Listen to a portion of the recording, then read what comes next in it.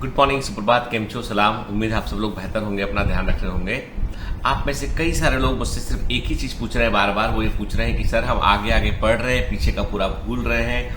तो ये जो हमें लगता है कि हम पिछला भूल गए हैं और क्या करें हम, कैसे रिवीजन करें, हमको समझ नहीं आ रहा। बहुत कम दिन बचे हैं तो हमको जो है वो एक घबराहट सी होने लगी है। देखो बेटा, ये जो तुम सोचते हो ना कि तुम आगे आगे पढ़ोगे और पीछे का तुम भूलोगे, तो तुम गलत सोचते हो, ठीक है। यानी यदि वाकई में आपने ठीक से एक बार पढ़ा है ना, तो आप ऐसे नहीं भूल सकते। ये है कि हाँ, ऐसा मन में लगता है, दिमाग में ऐसा लगता है कि हम भूल चुके हैं, तो उसका एक ही तरीका है कि आप एमसीक्यू लगाते रहें आप, ठीक है। यानी जिन पोर्शंस को आपने बहुत पहले पढ़ा था ना, तो उनके अब एमसीक्यू लगाए। आप जब एमसीक्यू लगाएंगे ना, तो चीजें आपको याद होना शुरू होंगी। हम लोग क्या करते हैं, रिवीजन के लिए बार बार थ्योरी पढ़ते हैं। मैं कहता हूं आपसे कि एक बार यदि कोई चीज की थ्योरी पढ़ने में आपको 2 घंटे का वक्त लगा है, तो अगली बार आपको वो 1 घंटे का वक्त लगना चाहिए। और उसी थ्योरी को तीसरी बार रिवाइज करोगे तो आधा घंटा या 20 मिनट का वक्त लगना चाहिए। यदि आपको हर बार 3 घंटा देना पड़ रहा है उस थ्योरी को पढ़ने के लिए, इसका मतलब ये है कि आपने पहली बार में चीजों को अच्छे से नहीं समझा था।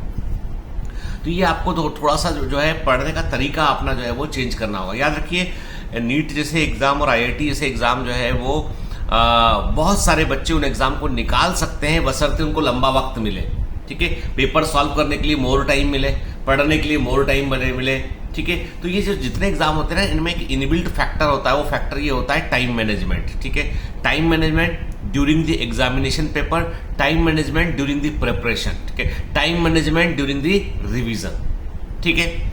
अभी कई बच्चे बोलते सर आपने जो वीडियो डाले हुए हैं कुछ बड़े लंबे वीडियो हैं, वन शॉट में 3 घंटे 3.5 घंटे के वीडियो है।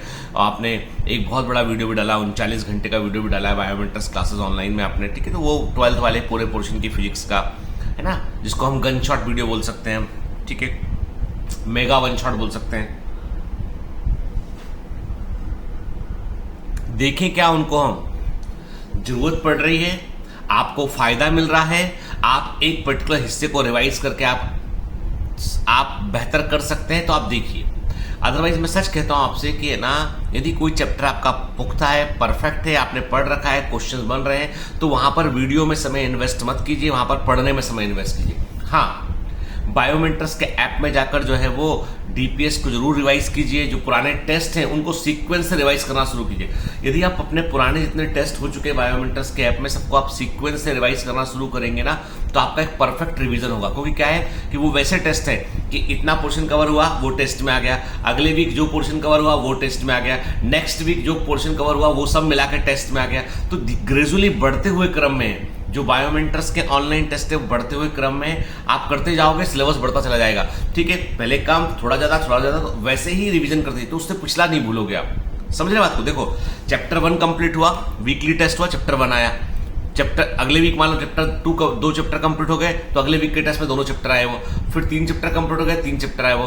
तो यदि आप बायोमेट्रिक्स के जितने भी ऑनलाइन टेस्ट सैटरडे के हुए, सिर्फ उनको रिवाइज कर लो, आप सिर्फ उनको रिवाइज कर लो, तो रिवीजन का एक पैटर्न आपके पास आ जाएगा। तो आप बढ़ते हुए क्रम में चीजों को आप रिवाइज कर पाओगे, ठीक है ना। दूसरा, भूलता कोई नहीं बेटा, है ना। जो भी हम थोड़ा भी ध्यान से पढ़ते हैं ना, चाय पियोगे? आ जाओ घर, चाय पिलाते हैं, ठीक है। तो बढ़ते हुए क्रम में आप पढ़ोगे, तो मैं आपको बोल रहा था जो भी हम पढ़ते हैं ना, वो दिमाग में हमारे रहता है कहीं ना कहीं वो, ठीक है, भूलते नहीं है। ये बात अलग है कि हमने प्रायोरिटी उसकी क्या सेट कर रखी, उससे फर्क पड़ जाता है। कि आपने यदि कोई चीज को 2 या 3 बार रिवाइज किया है ना, तो वो आपके दिमाग में एकदम हाई प्रायोरिटी में पहुंच जाएगा। वो एक बार पढ़ के तुम सोचते हो कि सारे क्वेश्चन तुमसे बन जाए, एक बार पढ़ के तुम सोचते हो कि सब कुछ मुझसे बन जाए, तो कैसे पॉसिबल है बेटा? एक बार तो ब्रेन, देखो समझो, पहले ब्रेन का फंडा समझो। ब्रेन कहता है पहली बार कि पहले मुझे इंफॉर्मेशन दो। तुमने एक बार पढ़ा, इंफॉर्मेशन ब्रेन को दी, रिवाइज किया, तो ब्रेन को लगा कि कुछ महत्वपूर्ण होगा, तभी तो इसने रिवाइज किया। क्योंकि ब्रेन नहीं जानता कि तुम क्या कर रहे हो। ब्रेन तुम्हारी मेमोरी को स्टोर करने वाली मशीन है ना। सेकंड, रिवाइज किया एक बार तुमने, तो ब्रेन को लगा something is important in it, ठीक है।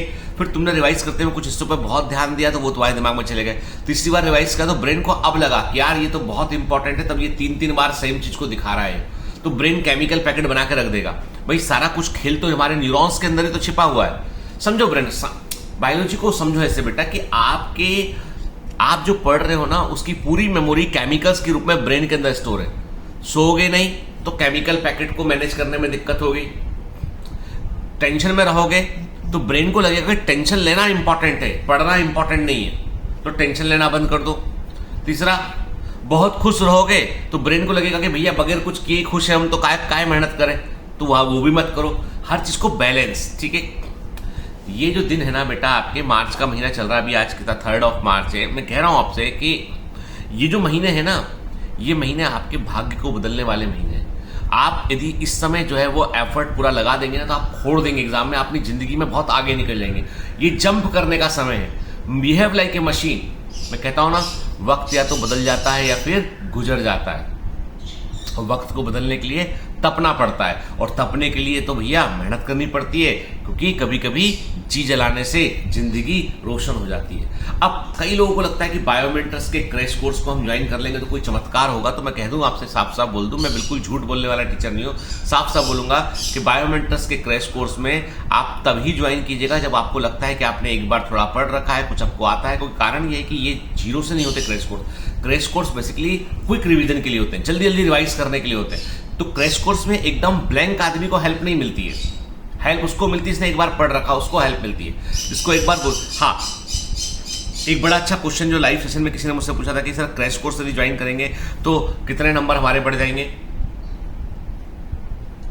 200 नंबर। 0 हो तो 200 आएगा, 100 हो तो 300 आएगा, 200 हो तो 400 आएगा, 300 है तो 500 आएगा, 400 है तो 600 आएगा। क्रैश कोर्स 200 नंबर का तुमको जो है वो बूस्ट देगा। पर क्रैश कोर्स से 700 नंबर, 0 से 700 नंबर नहीं आ सकते। मैं कोई गलत बयान, क्योंकि क्रैश कोर्स की फीस होती है, आप फीस भर दोगे, उसके बाद आप लोगों को लगेगा कि डिससेटिस्फैक्शन है मुझे, तो अरे यार कहां फंस गए। नहीं, साफ साफ कह रहा हूं, क्रैश कोर्स में 200 नंबर बढ़ेंगे। जहां तुम आज खड़े हो वहां से 200 नंबर बढ़ेंगे। ज्वाइन करना है नहीं करना है तुम्हारी मर्जी, ठीक है। ऐसे मत सोचो कि भाई कुछ नहीं आता, आज हमको क्रैश कोर्स ज्वाइन करके 700 नंबर जाएगा, तो मैं यदि ऐसा चमत्कार यदि हो गया तो मैं भगवान से बोलूंगा कि ईश्वर ताकत देना हम लोग को, ऐसा चमत्कार भी हम लोग कर पाए। पर रियलिटी में ऐसा नहीं होता बेटा, ठीक है ना। इसलिए थोड़ा पढ़िए, मेहनत कीजिए। एक बच्चे का मेरे पास कोटा से फोन आया, उसने मुझसे बोला कि सर मैं फला एक क्लास से पढ़ता है, मैं नाम लेना नहीं चाहूंगा, ठीक है, बहुत हल्ला है उन क्लास का, कि वहां पढ़ता हूं मैं। उनके ऑफलाइन सेंटर ज्वाइन किया मैंने जाके, लेकिन मुझे अब लगता है कि साल भर मैंने टाइम केवल पास किया, मैं कुछ नहीं आता मेरे को, मैं अगले साल की तैयारी कर लूं क्या?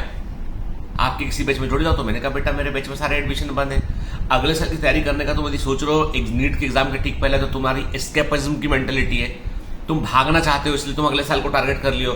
जो बच्चा इस समय नीट 2024 को टारगेट कर रहा है, 12th का बच्चा या 12th पास बच्चा, तो भाग रहा है।